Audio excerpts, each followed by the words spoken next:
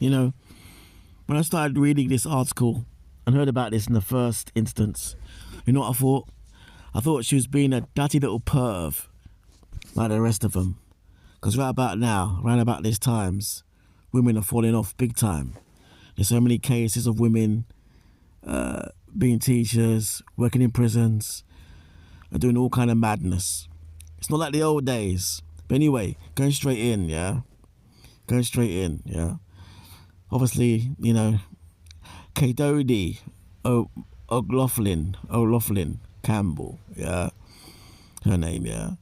Is a teacher that's been banned from the classroom for sending inappropriate Snapchat messages to a vulnerable boy she taught at a special needs school, okay?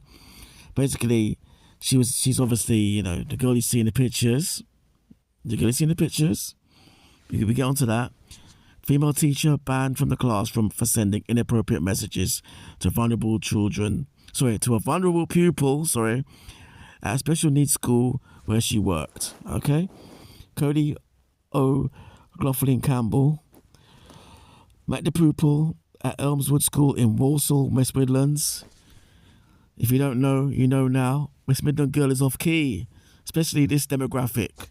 You've been warned, but anyway, yeah.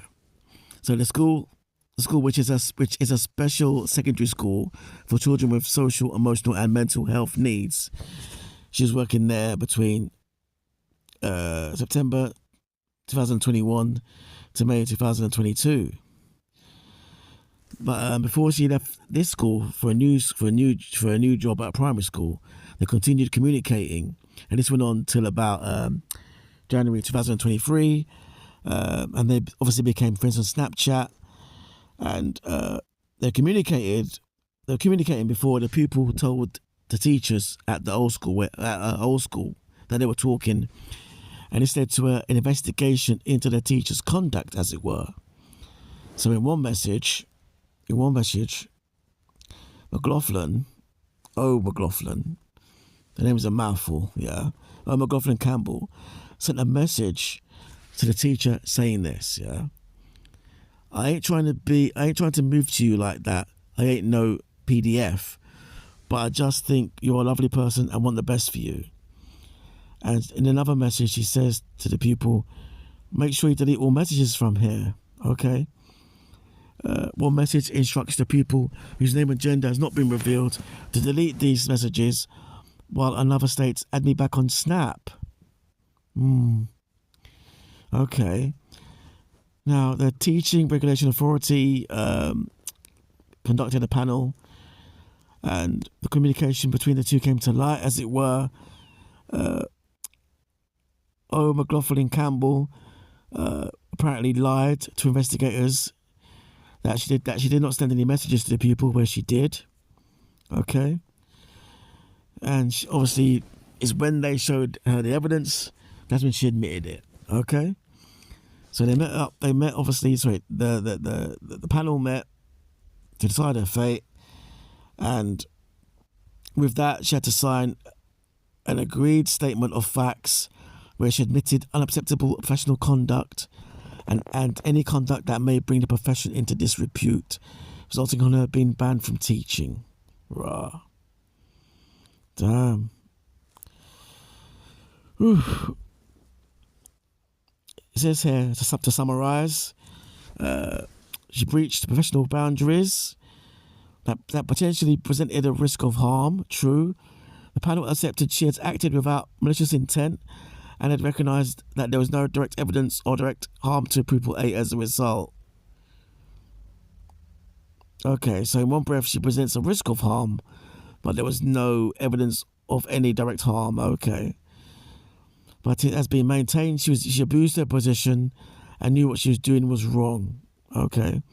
And the report also mentioned that she was slammed, quote, for lying to investigators.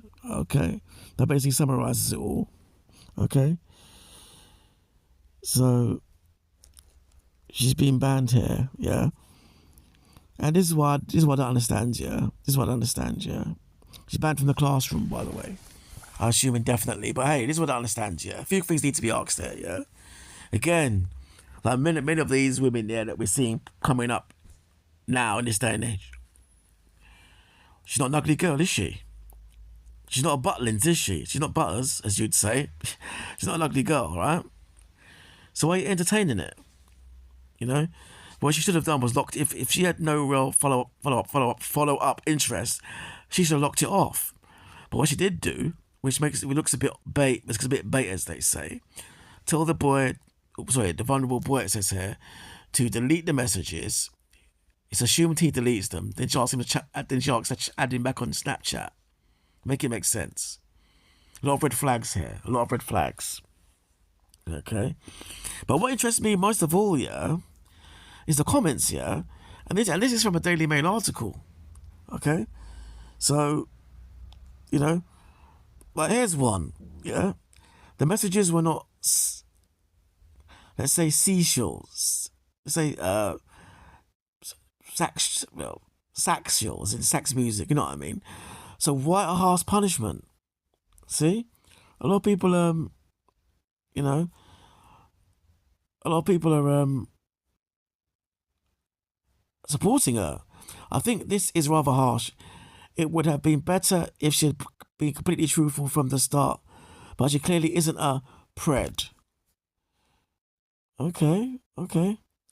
It seems like she just wanted to help the person. In this day and age, you just can't. In this day and age, though, you can't do that.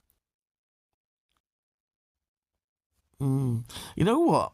This is what I think as well. Yeah, because she's quite evidently a pretty girl. Yeah, or what society would like. You know, fair skin, whatever it is. Yeah, she's deemed to be pretty. What they would deem to her to be pretty because she's fair skin. Yeah, she's getting a pass. You know what I mean? You know, look at some more comments. If you read the article, she was looking out for the child's well-being. She's done nothing wrong. Another one. Have people read the article, or is everybody just doing the assumption thing? And that's true, because where it's written, the keyword inappropriate messages, makes you think that she was being, you know, that way towards the boy when she wasn't. Well, she does mention I'm not being a PDF, so there's a little grey area there. But, you know, that word there, inappropriate, in the headline, kind of throws things off, you know. These headlines are crazy considering she was only checking in on the kid. Exactly. Dark, that is.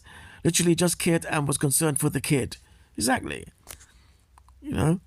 I see no wrong in it, TBH. My son goes to a specialist school and reaches out to female staff out of hours on work phones. These kids are vulnerable and I'd rather my son reach out to a trusted adult than not at all. See? And, you know, she's getting a pass because she's fair. Okay, let's keep it a buck. Because if she was, you know, of African origin, nah, they'd be going in. And that's not to say, because I've already mentioned it in my previous videos, I don't believe in light skin privilege like that. And I've addressed that in previous videos. Okay, but on a social level, yeah, on this kind of level, maybe so. You know what I mean? But hey, that's another conversation. But basically, yeah, I think she gets a great pass here, because if I was on that panel, I'd have digged more and dig deeper, like I said, to find out what her intentions were. And I'd have gone into that angle more regards to why she, you know, why she's doing what she was doing. I think she got a big pass here. And like I said, maybe it's because she's fair. But anyway, is what it is. Later.